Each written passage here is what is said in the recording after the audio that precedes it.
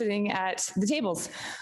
School board member Mike Rowley, Madeline DeMatenon. I am Tasha Woods. We are also joined by district administration, Kelly Crownbauer and Kim Snyder, and our superintendent, Ginger Haberer. Board, we'll start with the consent agenda. I move that we accept the consent agenda. I second. Mike Rowley has moved and Madeline has seconded. Is there any discussion? I would just like to take this moment to note that we do have some resignations. Michael Johansson and David Bennett have both been with the district for 9 years, but they have more teaching experience than that. But with our district, it has been 9 years.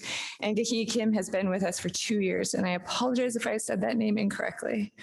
So with a vote, and all those in favor say aye. Aye. All those in favor say nay. Consent agenda is accepted. That leads us to 3A, the superintendent's update. So board, I'm super excited to share with you about the amazing work that we've been doing in our district around Pacific Education Institute.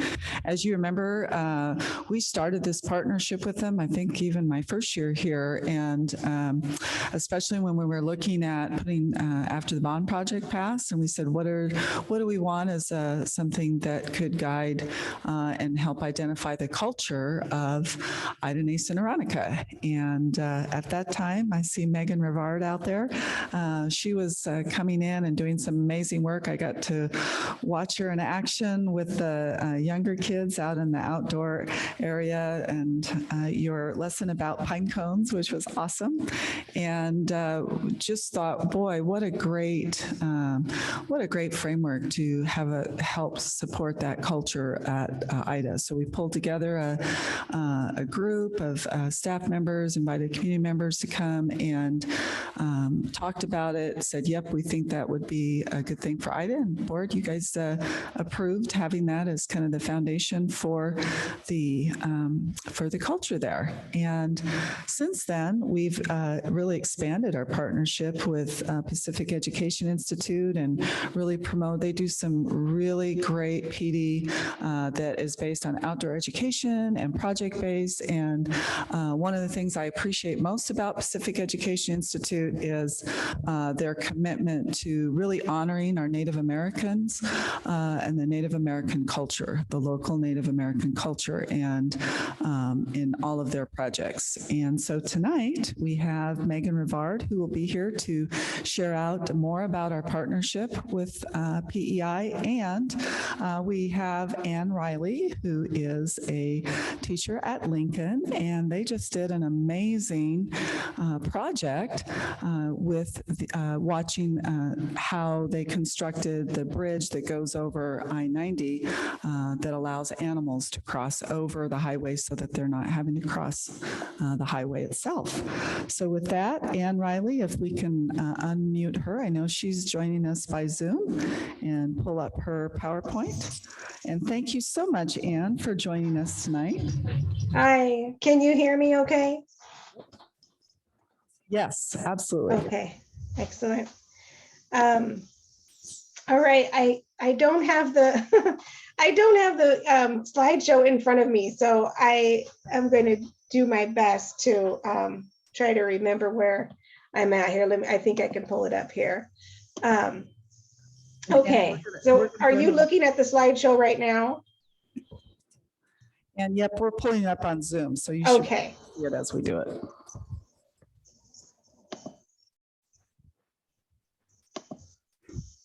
Do you see it okay? Oh, yes, I see it now. Okay. All right. Well, we started working with Megan on this idea a while ago. And my third grade team at Lincoln, which is now both at Ida and Lincoln, we started talking about how our science curriculum that we have in the spring really overlaps with the project that's been going on in our county, the I-90 Wildlife Corridor project.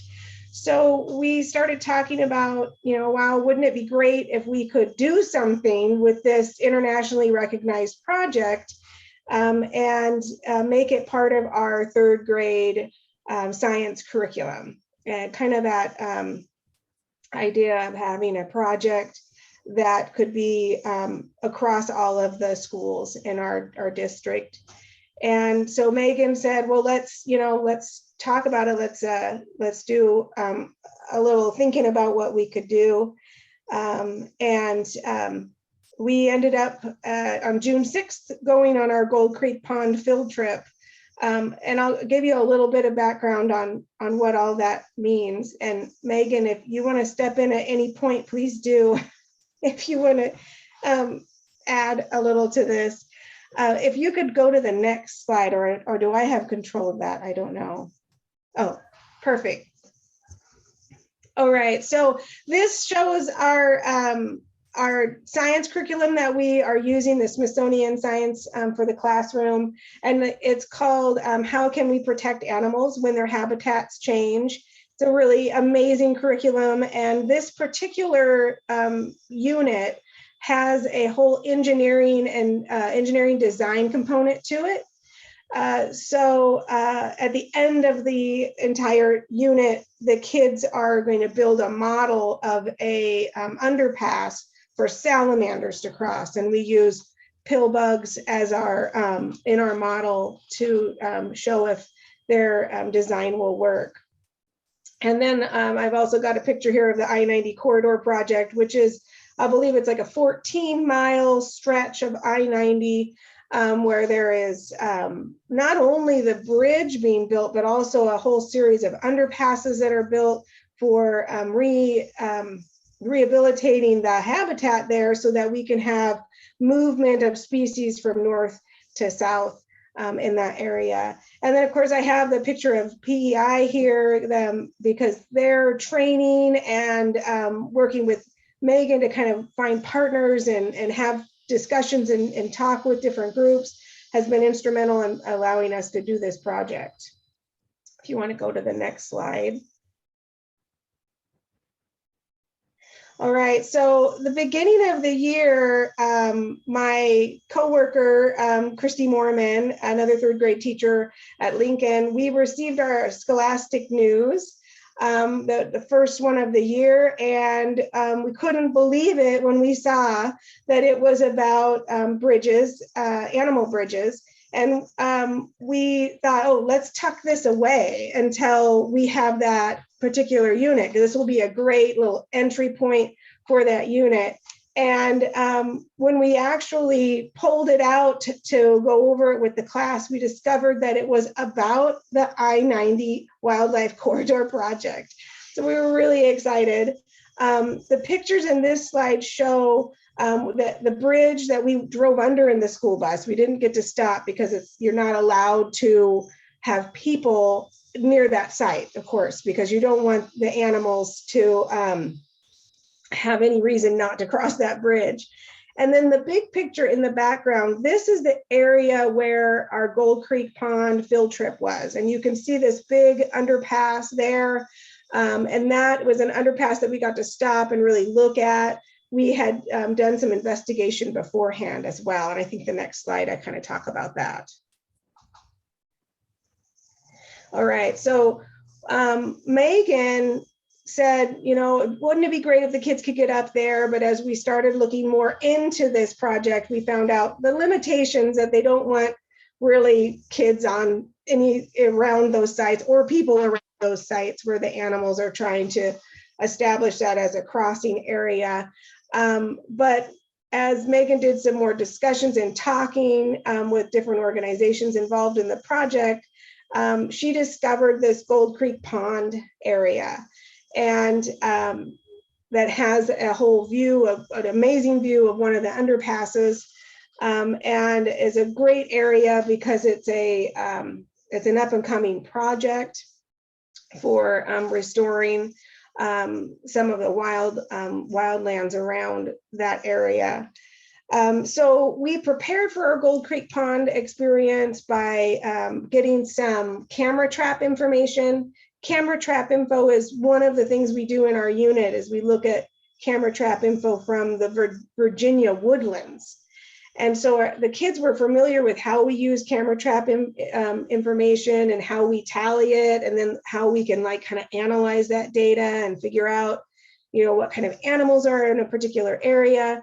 And so we pulled camera trap information off of the internet from this area that was like on Twitter accounts and things from the project. And we had our kids look at that camera trap info and identify animals. And they were so excited that they had had this experience of looking at camera trap information before, but now they were looking at camera trap information that was from their county, and it really was exciting for them. And every new animal we discovered, it was so exciting. And sometimes we had to kind of look up that animal and figure out really what kind of deer is that, or is that an elk?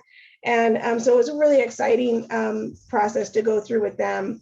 And then we also did a lot of practice hikes along the Palouse Cascade Trail, where we talked about signs of animals and what could we be looking for and how do we interact with nature. And when we go to a place like Gold Creek Pond, you know, how do we make sure we leave it in as good a condition as we found it? So we did those preparation activities for our experience. And you can go to the next slide. And then we prepared the kids for our Gold Creek Pond site that we were going to go to. So Gold Creek Pond is an area that is, it's a man-made pond. It was originally dug out to have materials to build the original highway with. So it's a man-made pond, and it has no flow of water in or out of it. It's not connected to the Gold Creek. And Gold Creek does not flow all year long. So in the summer months, it ends up running dry, which greatly impacts animals in that area. So Gold Creek Pond is a part of a restoration project where they're going to be rerouting and reorganizing that pond in a way that helps restore a better environment for the animals in that area. And so the idea of having this project, it hasn't started yet, but having this project in that area was exciting for us to think about how we could learn from that project about how when habitat changes, how it impacts animals. And again, you know, going back to our curriculum and really looking at, you know, what's happening in our area, in our world, in our county that is telling this story that we're learning in our science unit. And you can go to the next slide. So this was our first year. So this really what we wanted to do was get the kids up there, get them in nature, get them excited about seeing the animal crossing, seeing the underpass, and then just learning about the area. And so this was really our first step in a project that I hope we get to build on year after year and make it even more meaningful. But we, once we got to the site after seeing the animal crossing bridge and the underpasses, we hiked around the pond. We made observations about signs of animals. We looked at plants, and the kids just had an amazing time. We had all 4 of our 3rd grade classes from Lincoln that attended it. And it was 80 some kids that we had tremendous parent volunteer support out there where we were able to do real small groups and have the kids just get to enjoy interacting with nature. You can go ahead and change that. Next slide.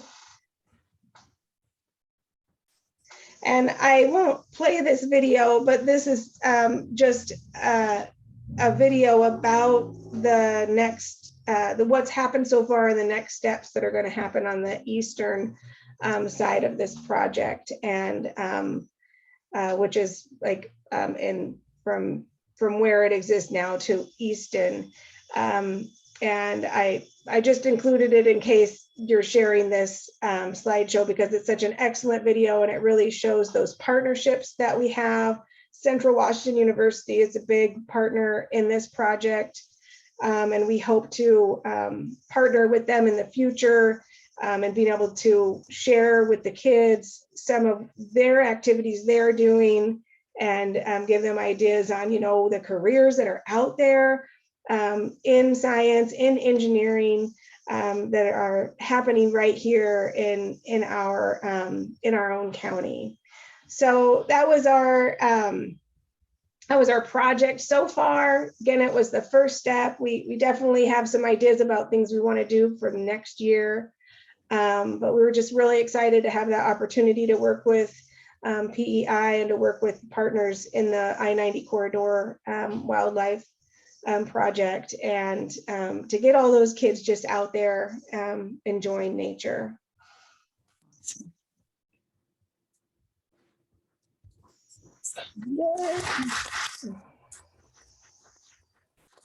Thank you so much, Anne. I just really appreciate your passion for learning and getting students outdoors, and just giving an authentic learning experience, connecting them with community. So thank you so much. We'll be excited to hear more about the project. Sounds like you're going to continue with it for next year too. Definitely, yes. Thank you. Board members, do you have any questions for Anne? And then I'll ask Megan to share some more about PEI. I'll try to be really quick. And this is Tasha. My family was lucky enough that my third grader was in Anne's room, and this project was hugely impactful to her. And so just hearing some of her takeaways. But my husband was also one of the parent chaperones, so I'm really unsure of which person was more greatly impacted by the field trip, because they both want to take the entire family to that place and walk around. And Mazzy is now wondering, like, do humans actually help animals? So that's what she's been looking at. Some of the great takeaways in this is that this extended past just this amazing curriculum. She was ecstatic to come home and share how they had a budget to create their bridges with the roly-polioles, which we are no longer to call them roly-polioles, they are pill bugs. So she's using better language and descriptors. And one of her big takeaways was when her classmates presented, someone had a Q and an A on their presentation, and she thought that was brilliant, and she cannot wait for fourth grade when she can present, and she's for sure going to have a Q and an A on her presentation and be able to take questions and answers. This type of project, and you coming to share with it a week after school got out this year, is incredible. And I just want to say, as a board member, this hit so many spots on the board ends when we talk about future ideas for third graders, little third graders to be thinking about these jobs, seeing the amazing scientists and people who are working at Central Washington, meeting and working with people like Megan Rivard, who are community builders and community solutionaries. This is everything that this board and this administration really supports. I just want to give a huge thank you as a parent and as a board member. Thank you for doing all of this work. Oh, thank you. I'm so excited to hear how excited Maslin was about this. Thank you again so much, Anne. And Megan, do you want to come to the podium, and we'll pull your slideshow up so you can talk a little more about our partnership with PEI and maybe what some of the other teachers have done.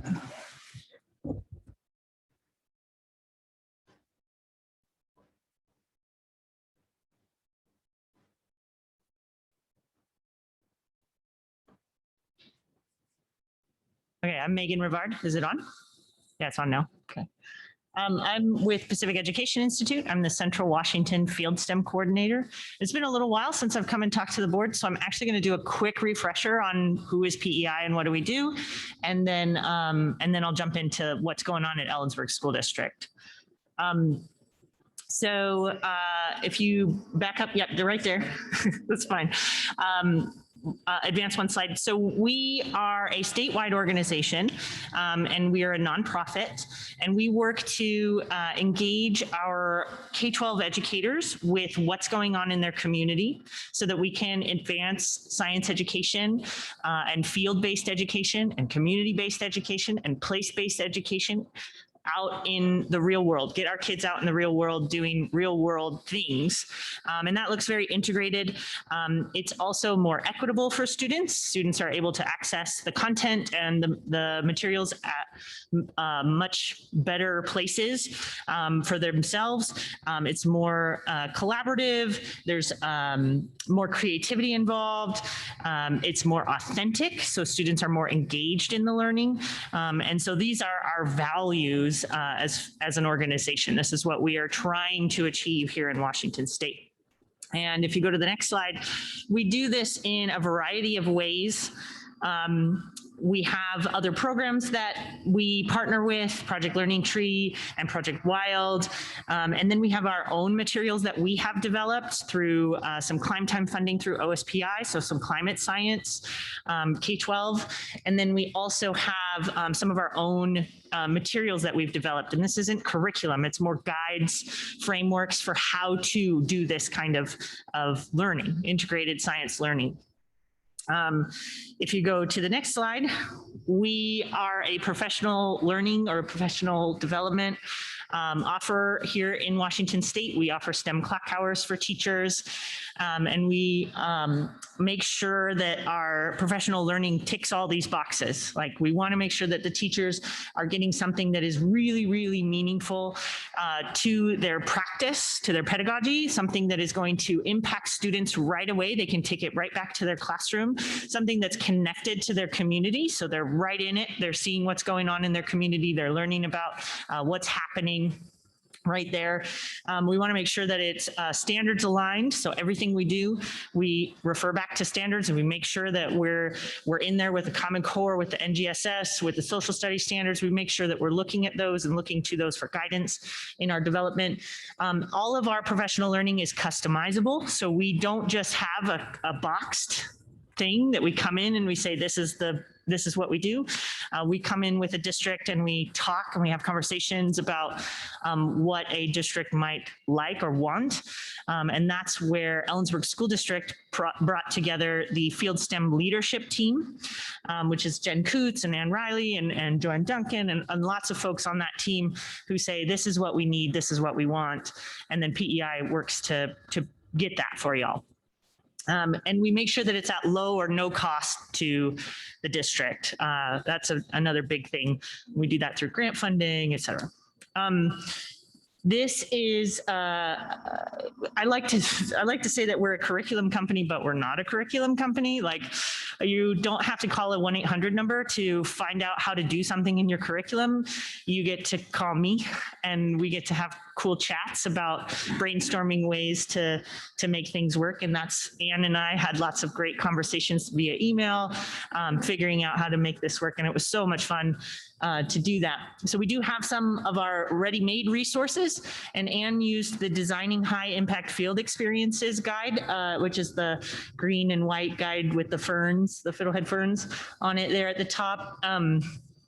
And used that to help her build this field experience. And that's, we sort of guide our teachers who want to build these giant experiences for kids. We guide them to that book. Everything we have, everything you see here is free on our website. Anybody can go online and download it. Like, it's yours, use it, please. We want to see more kids getting out there and doing this stuff.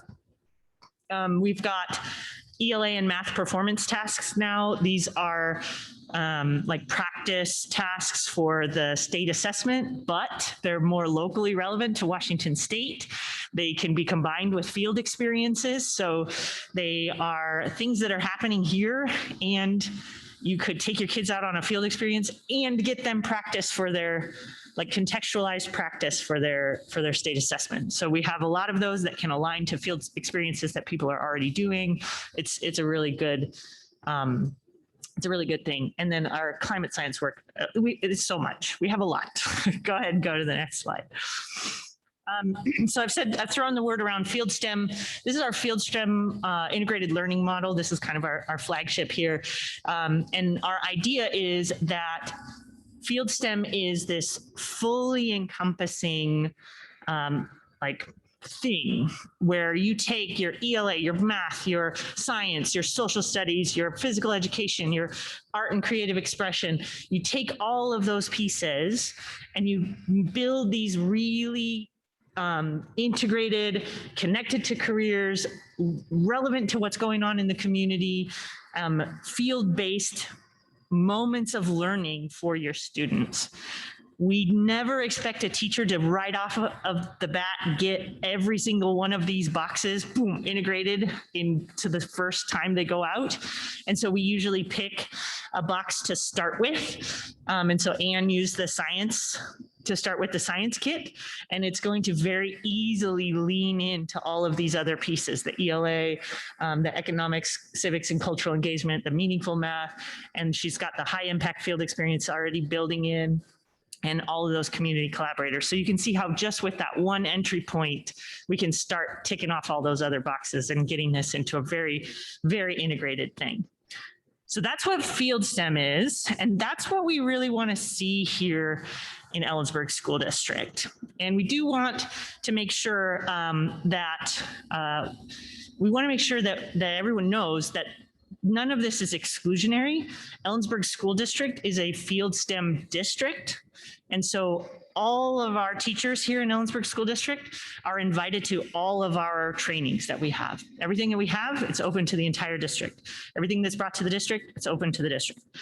So if you go to the next slide, I went ahead and pulled some numbers. So approximately 1 in 3 of Ellensburg School District educators have participated in some sort of professional learning with PEI. 1 in 3. That's pretty great. I want to grow that. I want to get that bigger. We've had over 22 unique professional learning experiences. We've done that through our materials. We've done that through our climb time materials, our climate science materials. We've done that through Project Learning Tree. We've done that through Project Wild. We've done that through the Washington Invasive Species curriculum. We've partnered with them. And all of those different opportunities have reached every single school building in the Ellensburg School District, including the new one, all of them.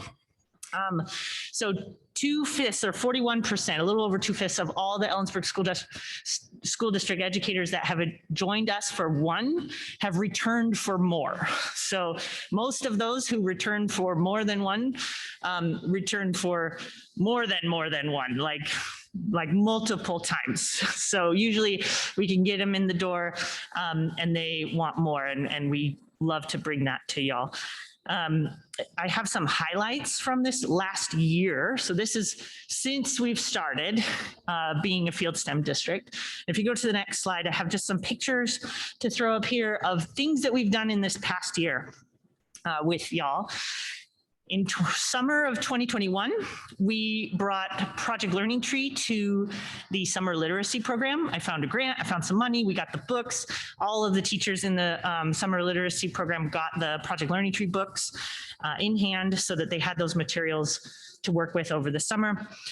In August of 2021, we had an introduction to Field STEM just for Ellensburg School District educators. So people who were brand new to it, who had never heard of it before, come on, we'll teach you how to do it and we'll teach you what it's all about.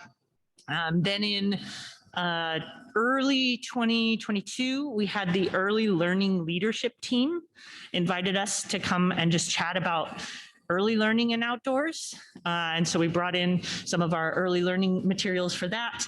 And then we had throughout the whole year supporting the Field STEM leadership team. So coming to those meetings, finding out what y'all want and need, seeing how we can support you. There was a really mad rush at the end there in the end of winter 2022 for some ESSER money that was available. And so I was quickly trying to reach out and find somebody with shovel-ready projects and let's get some ESSER money into the school. It didn't work out this time, but we've got another round of it and we won't have such a rushed time this time. So I'm really looking forward to that because we've already got the projects ready. And then in the spring of 2022, the Kittitas County Health Network partnered with Ellensburg School District to bring Project Learning Tree, Trees and Me, which is the early learning book for that. And then Project Wild, Growing Up Wild, which is the early learning book for that. Brought that into the Ellensburg School District and got some Ellensburg School District TK kindergarten teachers trained and got materials in hands. So that's really exciting. And then of course with Anne working on this project, Project Wild for Central Washington educators, which has just been a blast. So lots going on. The other thing that we worked on this year, if you go to the next slide, is the Field STEM Continuum. So we got all the admin together in a Zoom room, and we looked at all of the things that make a school district a field STEM district according to PEI. And we graded Ellensburg School District on that. And from that, we're able to find places where we now can, as a district, build and grow as a field STEM district. And it helps develop a plan for that leadership team. So lots going on. It's really exciting. Board, any questions? Can I ask, I'm just wondering, what is it focused on early learning, or do you have programs for secondary education Yes. also? And what does that look like in the district right now? Right now, I think the focus of the field STEM leadership team has really been primary. Many school districts that start with field STEM like to start in the primary grades because of the integrated nature is so much easier at those primary grades. We have a lot of resources for 6 through 12, and we have some really amazing new programs coming in through Career Connect Washington that are really exciting, and I'm hoping we can get Ellensburg on board for those. So yes, right now we're primary focused, but that doesn't mean for long.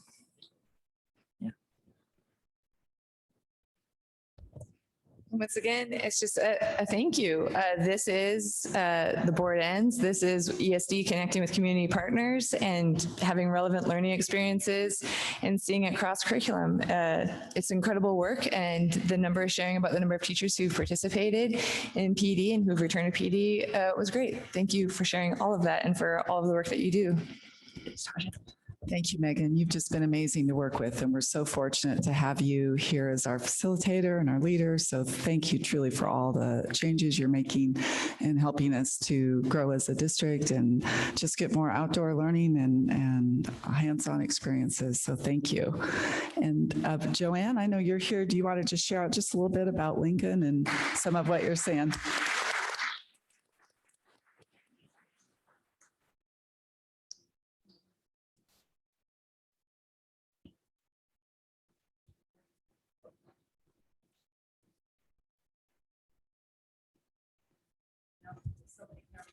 Oh, we'll grab it.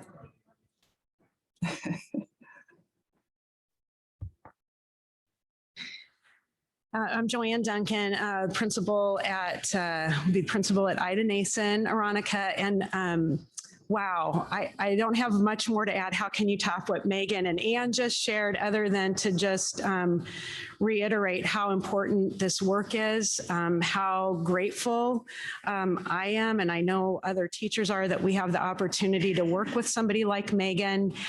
Grateful to teachers like Ann, who are just gonna jump in and try it. Like she said, this is our first year, we gave it a go, and we're just gonna keep getting better. And I did have the great opportunity to pop into her classroom when the students were giving their presentations. So, and they were so engaged, they were so respectful of each other as they shared, like they had their little company of the designers of these bridges and how did the pill bugs get across. And it was truly amazing to hear and see them share this. And then to have been able to go 2 weeks ago, I got to go to the project site with teachers and Megan and Patty Darda, who I'd never met, local community expert, spearhead of this project. I'm still like just so inspired by listening to her talk about the undercrossings, talk about the project, and really some of the big highlights for me listening to her. And she even emphasized this, and I highly recommend recommend everybody watch that video. You will be so inspired, the video that's in the presentation. But she really emphasized the idea that it was really about different perspectives from different organizations coming together, listening to each other, and to see what that led to, this amazing internationally recognized project, and then to give kids that same kind of opportunity, and that we'll continue to get to do that through different projects that Megan's going to help us lead, our leadership team. It's just super exciting. And the community partners that we have right here, the expertise right here in Ellensburg that are excited to be in our schools, excited to work with students is off the charts amazing. And so I'm just super excited for what the future holds for our students and our community. So thank you, Megan, and thank you, Anne, and all the teachers who are trying these things out. So thank you. Anything else? That's all I have. Okay. Thank you, Joanne.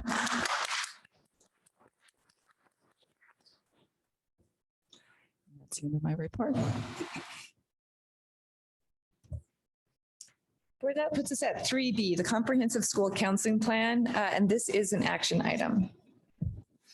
All right, so Leslie, can you make me a host, or would you like to run us through? Either way, I'm logged in if you want to make me a host. Okay, I think I am. Yeah.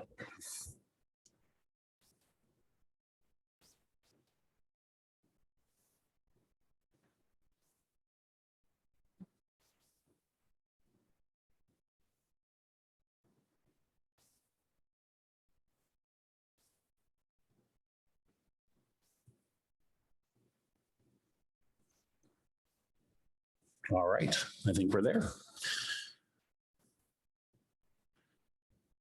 All right, well, good evening. I'm excited to present to you the ESD Comprehensive School Counseling Plan. I've been here for 3 years. I've been working with all of the district counselors and specialists that relate to mental health and supports for families. And I've been specifically working with all of our counselors district-wide, elementary all the way up through high school. Washington State this year or last year they had some legislation around the comprehensive plan. It's a brand new plan. We've never had one before, so I will go ahead and get started with that. All right, there we go.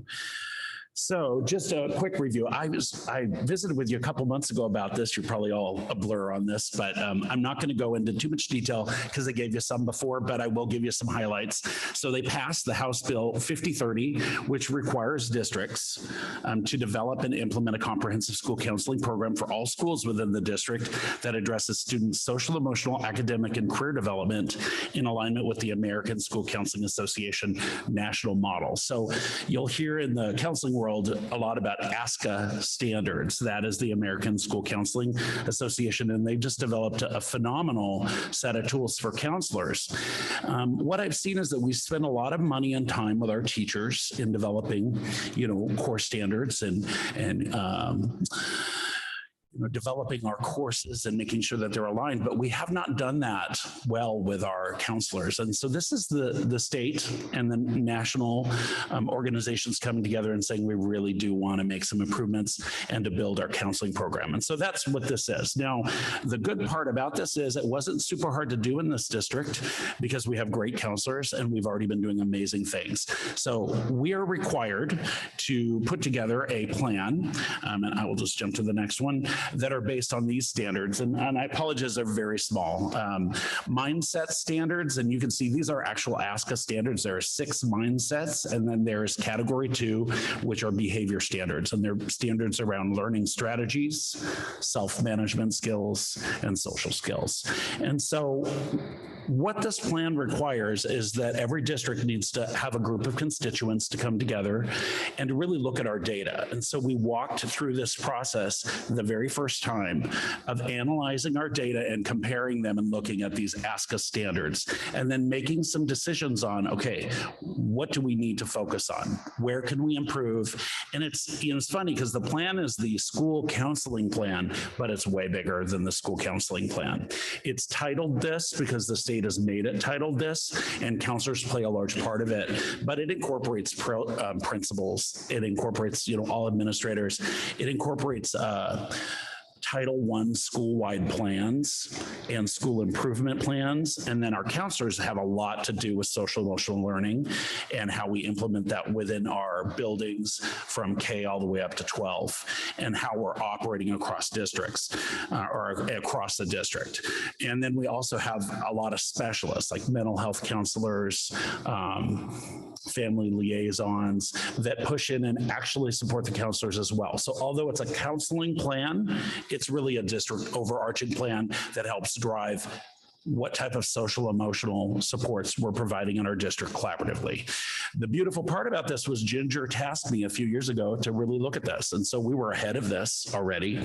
And so we worked as a team to move forward and to actually develop this plan. So we're required, if you see here, the comprehensive school plan must be developed and adopted. And that's what you guys are gonna talk about tonight and decide for us. Adopted prior to the start of the 22-23 school year. So that's why I'm here tonight, with at least a transitional implementation beginning the 22-23 school year and full implementation the following year, 23-24. I actually feel like we're pretty darn close to full implementation, but we definitely, I think in any plan we put together is going to morph and grow and change. And so I'm excited to see how we can start this year and really take a look at what we've designated and then move forward. And so as I've spoken to you, we have social, emotional, academic, and career goals. And those are the three main areas that we need to be able to address for all kids. So I wanted to just... There we go. That was a little lag there. I wanted to just let you know that we did have collaborative partners. So this was not done in isolation, or it was not top down. It really was bottom up. We met with all of our counselors, our specialists, our principals, and we really spent time looking at data. And so we pulled apart our academic data. We looked at our attendance data. We looked at our discipline data. We looked at student growth data, and we analyzed it by school. And each school team then had to, we analyzed it. We took a look at it. We compared it to the ASCA standards, and we said, what can we improve? Where are there gaps? Where are there pieces that we need to be more intentional with? And so each of these folks did this, and I was actually on all of those teams, so I left my name off, but as part of those. And so I actually have the ESD plan. I'm going to pop it open and see if it pops open in this window. We'll see. I hope it does. There we go. I will try to zoom in a little bit for you. While I'm doing that, I think paper copies are kind of nice for you guys. So I'm going to give you a paper copy, and then I will allow the Zoom community to follow along with me here.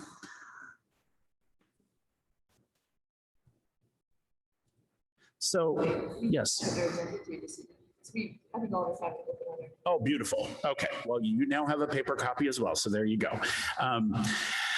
So I'm not going to go into too much detail here on each section, but as a district, and the counseling department and the specialist have been working for years on various aspects of this. So we've outlined our overview from the district perspective. So our comprehensive overview: who are we? What are we about? Basically, what this area is, and what we believe counseling and social emotional should be, how it operates in this district, and what it does for kids. And specifically connected to school counselors. So then we went through and put the mission and the counseling vision. We actually created a counseling vision a couple of years ago that is a K-12 counseling vision, and we did that as a team. And then we defined the role of the school counselor. And as you see here, the school counselor is really, really busy. School counselors, and we also have other folks like our mental health counselors and our family liaisons and our behavioralists. They're called ESAs. And so they're in a similar job. Our school psychs are also in that category. They're not formally counselors, but they're in roles that are complementary or could do the exact same thing. We have a lot of school psychs that are also counselors or can go, either direction in either job. So as we know here, these bullets basically define what we're asking them to do, that they teach, co-teach, and organize lessons relating to the standards and address the social, emotional, academic, and career readiness through the ASCA standards and the Washington standards, that they also explore career options for students and work on in-demand skills and post-secondary opportunities. They provide short-term counseling and crisis intervention. They facilitate small groups of instruction and activities designed to improve student success. And then they provide referrals to school and community. And we have a lot better resources than we did a couple years ago because of all of the ESSER funds and the mental health options. Counselors now know that they're going to meet with a student and it's not going to go beyond 6 sessions. And if it's more intensive, it's going to go up to the mental health therapist. Okay, so we've been able to define roles a lot better and really be able to say, here's the main things the counselor will do. And then we've got these ESAs that also participate and contribute. So moving on, this is, I think, really the nice meat of it. As we have looked at, we've gone ahead and taken a look by building. I'm just going to share with you the goals that we set for K through 5. So all 3 elementaries, and it will be all 4 next year, will be working on the same identical goals. So we looked at all of the data I told you, and we really noticed that all of the elementaries, students with disabilities and students, English language learners, their data is considerably lower, specifically around meeting goals. And so academic goals and social emotional goals. So number 1, their first goal will be that these 2 groups will meet the MTSS goals because we have our win time, which is 6 to 9 months growth through access to a continuum of targeted academic interventions in 1, 2, and 3, tiers 1, 2, and 3.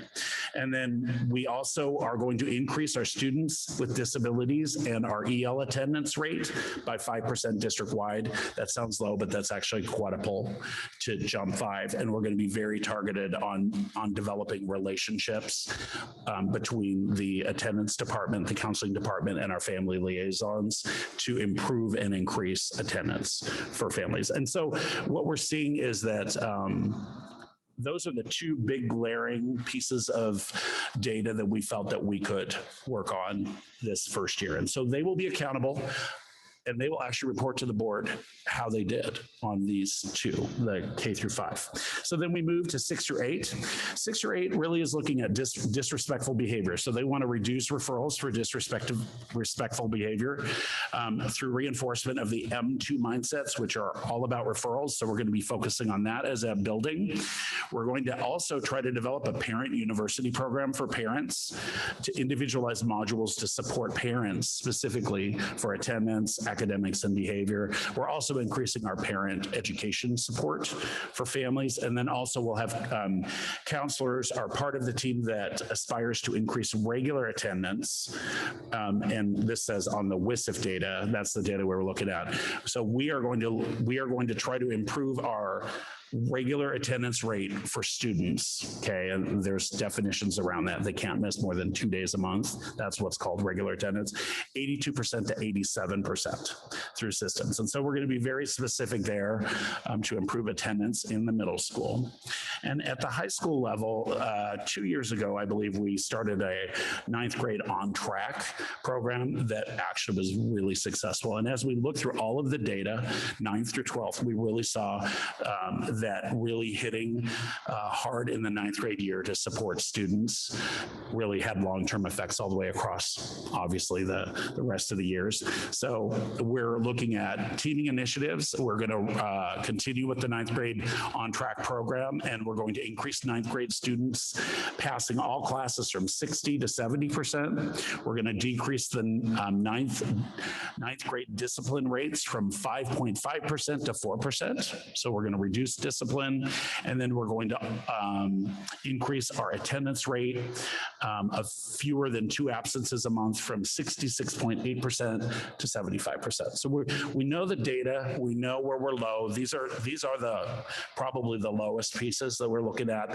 how we can quickly intervene, and then we're going to be developing specific systems in that building to address these 3. And so all of these levels will be reporting back to the board, and every year then there will be a process. So the comprehensive plan basically is holding us accountable to looking at the data, being public about the data, and then having a plan to move forward with the data, and for counselors to be really data driven and to be, it's all meshed together with everybody across the system. So I'm actually pretty excited about that. It narrows our focus a lot so that we can be really specific on what we're going to ask from the counseling department and their colleagues. So we have these service delivery models, and I'm going to tell you that we looked at these, and each building went ahead and created a scope and sequence.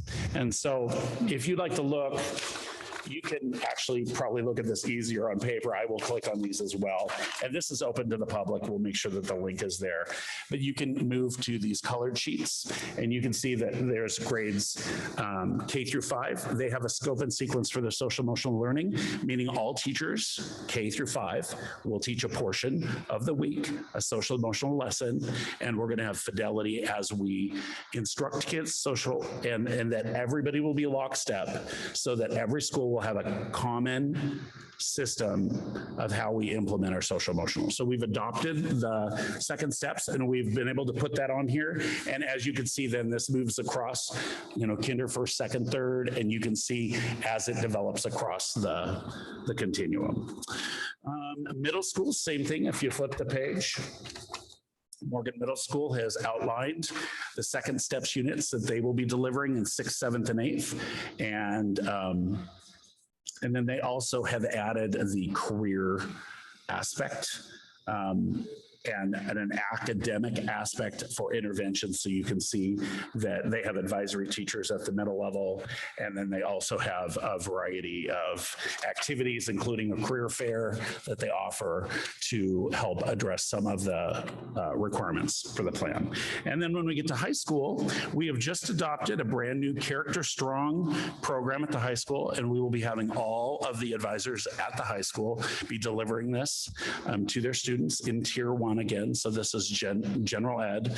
And what's nice about it is all 3 of these are all a digital format. It's very simple for the teacher, and all the lessons are nicely laid out, and it involves and it mixes with our restorative circles, which is something we've done a lot of work on, of really getting our teachers comfortable with getting kids into circles and really being able to talk through, connect socially, or heal, depending on what have happened and what might need to happen in a group to communicate.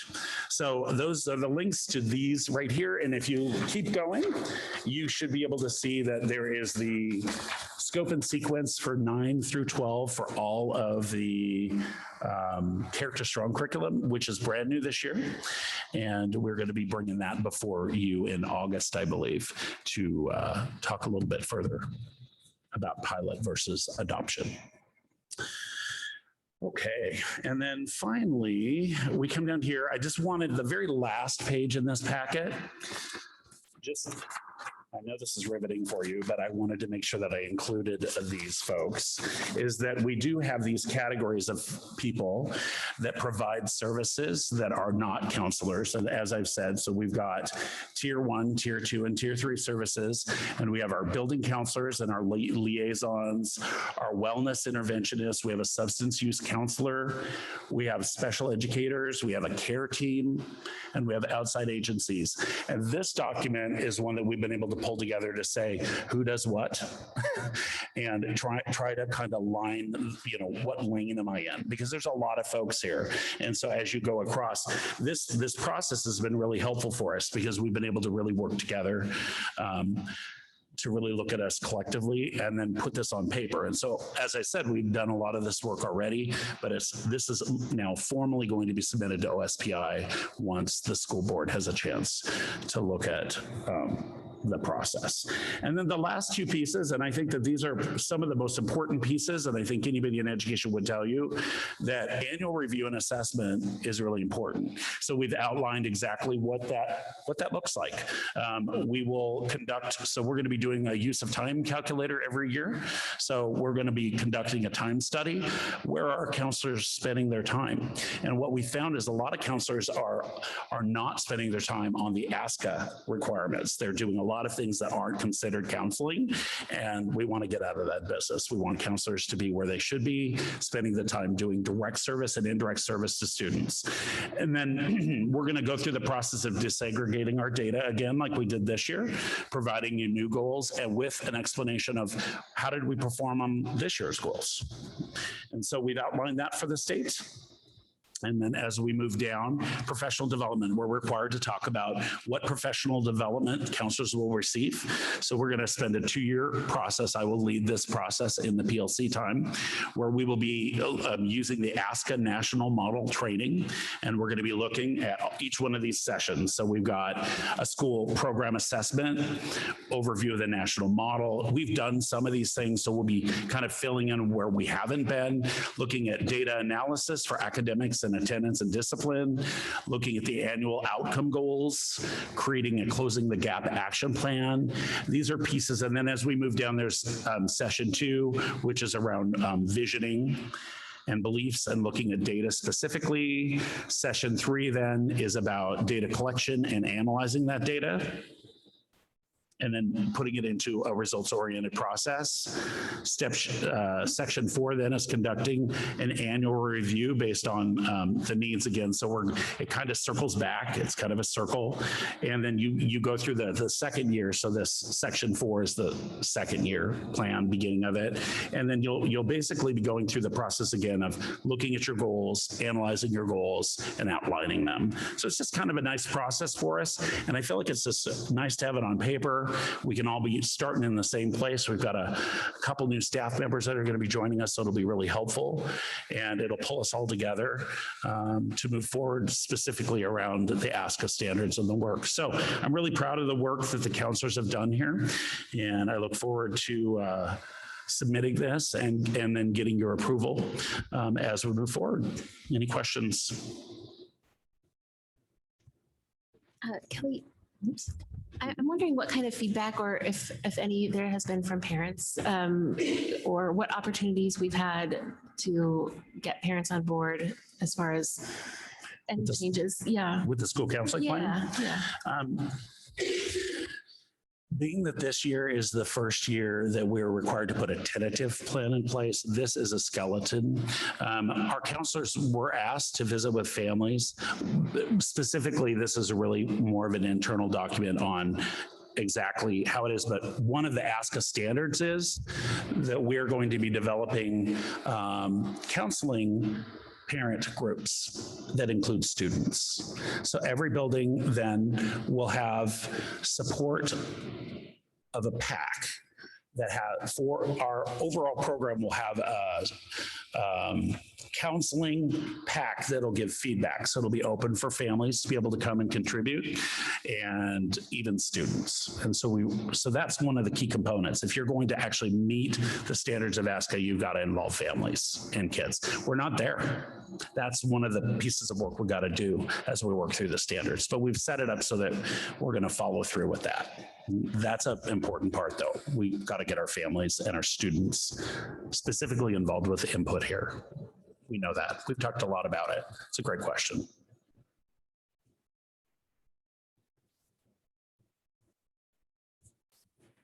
I want to thank you for this process, that there was a system in place and that you did walk through this process and that you gathered the data and then you were intentional in how you reflected about it, and it shows in here. And thank you for setting those goals, those specific percentage goals that we're hitting.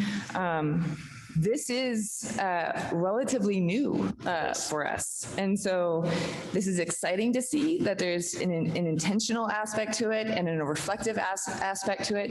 And so then as we're moving forward with this action item, what I'm always considering is how does this impact our students, right? And so just looking at our MTSS goals for our students with disabilities and our English language students, right? We know we have an opportunity gap for these students. When we do take the time to look at our data, we see that every single time. So having that as one is great for that K-5. And then looking at that 9th grade, that was important really 2 years ago. I remember Bo and Ginger coming and talking about that, and really showing those numbers with, once again, the intentionality. So really serving our students, and our students are at the center of this plan, and it's really obvious. And so I want to thank you for that process. And I look forward to the next time that you come and share of how we moved on this continuum. Any other questions? Okay, board, this is an action item, so this is potentially up for a vote. But the chair needs a motion. I don't think he heard.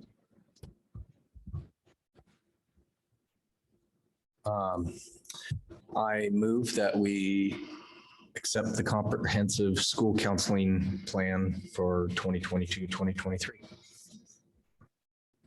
I second. So Mike has moved and Madeline has seconded. Is there any further discussion? All those in favor say aye. Aye. Aye. All those opposed say nay. This is accepted. Thank you. Board, we are at 4A, the finance report.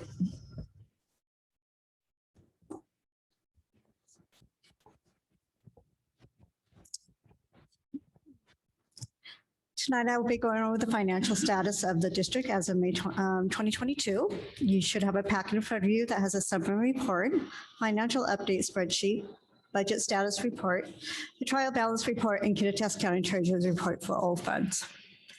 You will see the general fund budget is on track. As of May 31st, the revenue came in at 72.28% of the budget, and expenditures came in at 67.08%. These percentages are below the expected budget amount of 75%, which relates to 9 months of expenditures out of 12 months. The unassigned fund balance equates to approximately 12.85% after considering fund balance restrictions and assignments, which is the primary indicator of the district's financial status. As I analyze the financial information for May, you will see the expenditures outpace the revenues by $795,000 in May, and about $91,000 for the total year. We still have 3 months of expenditures for the 21-22 school year, which will include summer maintenance projects, remaining salaries and benefits, additional professional services and supplies, curriculum and CTE supplies, and equipment to get the 22-23 school year started. I have added an additional spreadsheet that shows more detailed information for the general fund around revenues, expenditures, and fund balance. This spreadsheet also shows the reconciliation between the district trial balance and Kittitas County Treasurer's reports. You have a copy of the district trial balance report and the Kittitas County Treasurer's report in your packet. You will see that there are no discrepancies between the district trial balance and the Kittitas County Treasurer's report. This is comparing cash on hand with the Kittitas County Treasurer. It's comparing warrants outstanding and ending investments. Each month, these two reports are reconciled, and if there are any discrepancies, they are researched and fixed during the reconciling process if possible, and before the next monthly board meeting. Sometimes this is not possible due to the complexity of the discrepancies or the timing of the reconciliation, and will need to be fixed after the board report is done. Some examples of discrepancies are voided checks reported to Kittitas County, but not fixed in the district system. So we've caught that. With new staff, sometimes that happens, and we're learning in that. Keen errors, revenues reported with Kittitas County, but not reported in the district system. Sometimes there's ACHs that come in, and we have to do journal entries to report those revenues. Not every month has discrepancies, and most of the times, if there is discrepancies, they are minor. We did have a few just because they were keen errors. And that's with the general fund. Capital project fund, the capital project fund is below the expected 75% budgeted revenues and expenditures as of May 30th. Revenue came in at 42.85% and expenditures came in around 57.13%. The fund balance is at $1.7 million that consists of state match, tech levy, and assigned funds to support other capital projects. Mount Stereo and Ida Nason Aronica is in the closing out process and very close to that.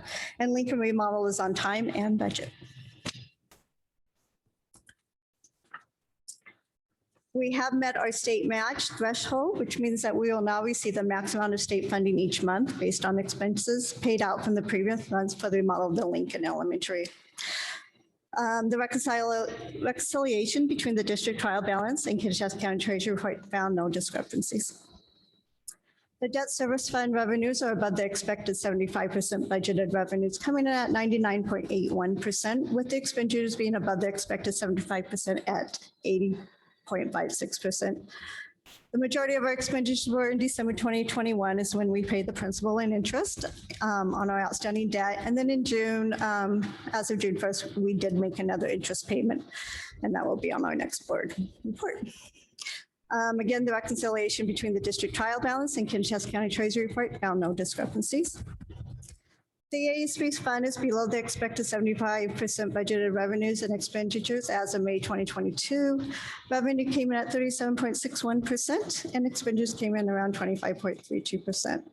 And as I always say, remember the ASB board makes the decision to budget for high capacity so that they can encompass any fundraisers that they might have in the year. You will notice expenditures appear to have gone down in percentage because in my last report, I included encumbrances, and in this one I did not. And the reason for that is I wanted to make sure that it was comparing to the new report that I gave you guys, and that does not include encumbrances. The reconciliation between the district trial balance and Kittitas County Treasury Report found no discrepancies. Again, since the private purpose trust fund is a fiduciary fund, it does not have a budget. It's not a budgeted fund. Therefore, there's no budget status report. You will see that the fund balance is at approximately $53,000 at the end of May 2022. This fund is to specifically to support our scholarships. The reconciliation between the district trial balance and Kittitas County Treasurer's Report found no discrepancies. The Transportation Vehicle Fund is also below the expected 75% budgeted revenue and expenditures as of May 2022. Revenue came in at 2.62%, and that's just basically interest. And expenditures come in at 0% once again.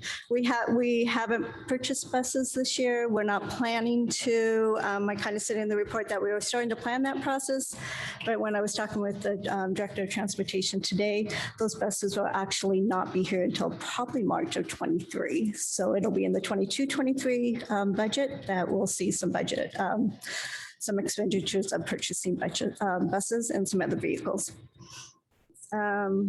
And again, the reconciliation between the district trial balance and Kittitas County Treasurer's Report found no discrepancies. I would like to remind everyone that this report is presented with the information I have currently and is subject to change as we continue through the year. I would also like to remind everyone that revenue sources are used in their current funds for authorized expenditures and can't usually be transferred to be used in different funds unless authorized within the adopted budget and within the county laws. Any questions? Nope, I'm not seeing any questions. Thank you for the report.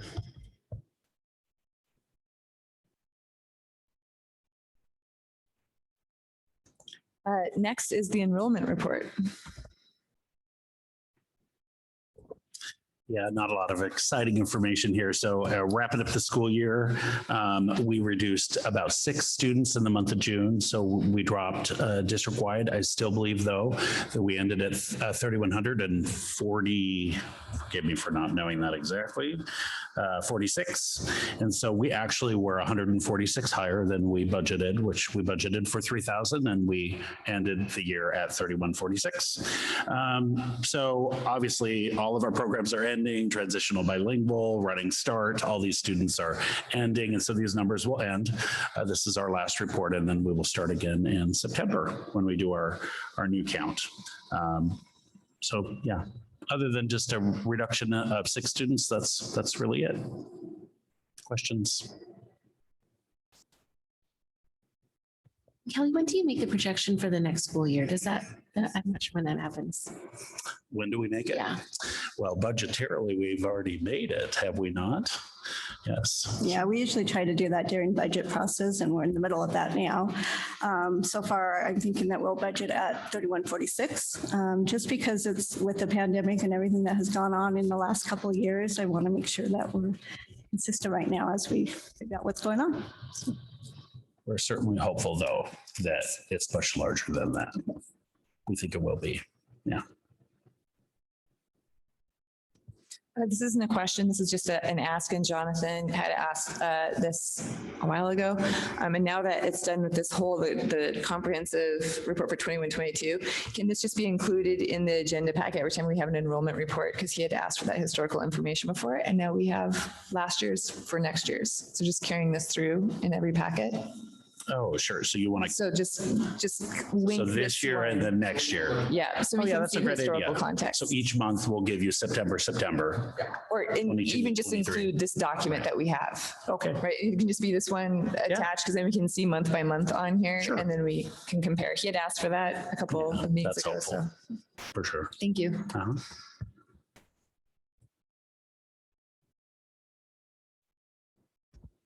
So board, that takes us to board reports. Our students graduated. So they didn't show up tonight to do a board report, but it was a mighty fine graduation with a nice rainstorm, so very memorable. And so thank you to Helena Boyacek and that whole entire team and everyone who put that together. I understand that we have new students, but they will join us in the fall. Okay, there is not a teaching and learning report tonight. So that takes us to public comment. Leslie? Yep, okay. She's got this. As Leslie is moving across the room to get that set up, I'm going to read the public comment guidelines. Individuals wishing to be heard by the board will first be recognized by the chair president. Please, if you want to do public comment, there's a sign-in sheet over there. There are 2 of them, one for attendance at the meeting and one for wanting to comment. So you might want to check which one you're on, because you might be commenting even though you didn't mean to. For those of you in Zoom, there is a link to a document to sign up, or please raise your hand and we'll double check on that for public comment also. Individuals, after identifying themselves with their name and their address, will proceed to make comments with a 3-minute time limit. The chair president may interrupt or terminate an individual's statement when it's too lengthy, personally directed, abusive, obscene, or irrelevant. The board as a whole has the final decision in determining the appropriateness of all such rulings. As a general rule, the board members do not respond to public comment during the meeting. Leslie, are you ready for public comments? All right.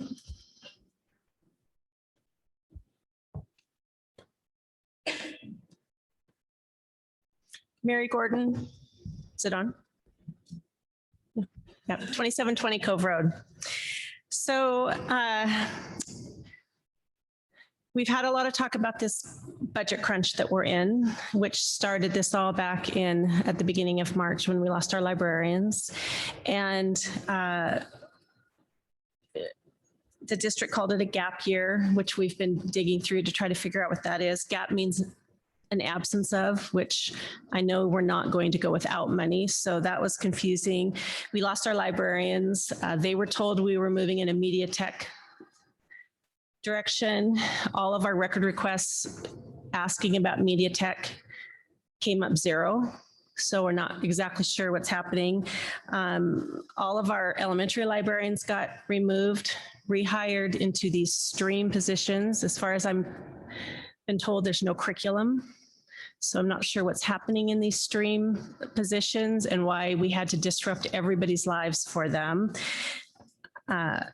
Apparently we're losing or on the way to losing our print shop. All the printing's going back to the buildings on reduced budgets. So I'm not sure if it's the boards or the districts thought that we're going to go completely digital and not have paper anymore. So that is all part of it. But I think the biggest thing for me is I don't get a sense of urgency from all of you that we're in this big budget crunch. We had a presentation at the last meeting about a new app coming out, and nobody could even really tell us what it costs. $13,000 to $16,000, very nonchalantly. And I feel like in a situation where we are losing programming that affects our kids, every dollar that is spent needs to be accounted for, and you should be bringing presentations to the board tied up with a bow. I'm also confused because every time we have a budget report, we have more students than what the budget says. That doesn't make sense to me. That should tell me we have extra money. And I know I don't probably know diddly squat about school finances, but I'm telling you as a constituent, those are the things I'm trying to understand. If we are having this big budget crunch and we lost our librarians, why aren't you all more worried about money? And what is the situation that we are losing programming that you're telling our community we cannot afford librarians? We are in a budget crunch and we have to give up something, and it is librarians. So where is the sense of urgency? So this is my request. I would love to know, I would love a presentation on what we're doing with this 4.3 million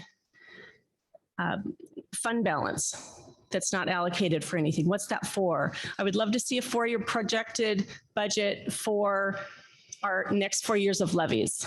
How are we going to spend all of that money? And I would love to know basically how we are in a situation that we're going to get out of this budget crunch.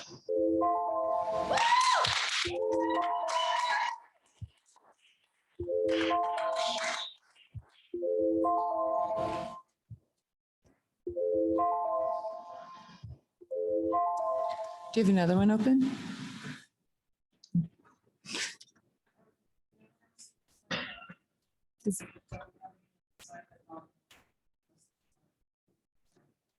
So just to double check, does anyone in the room want to do public comment? You can just raise your hand. You don't have to walk over and sign your name.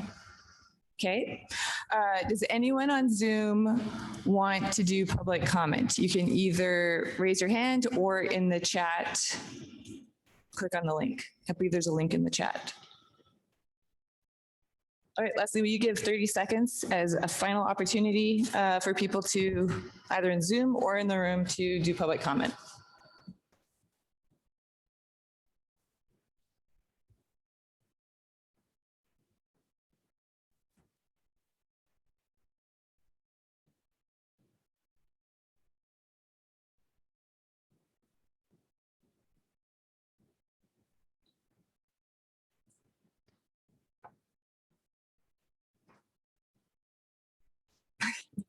Well, I don't think we're at 30-second mark is, so we're going to go ahead and close public comment. Thank you for trying for that, though.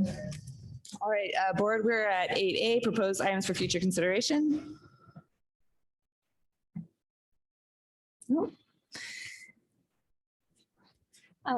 Just building off of what we had in the study session, and I don't know if this is possible or if they've already done this, but having a representative from Right at School would be really nice. Yeah. We'll see if we can get that set up for the July meeting. There's not an executive session. Any updates to board calendar or reminders?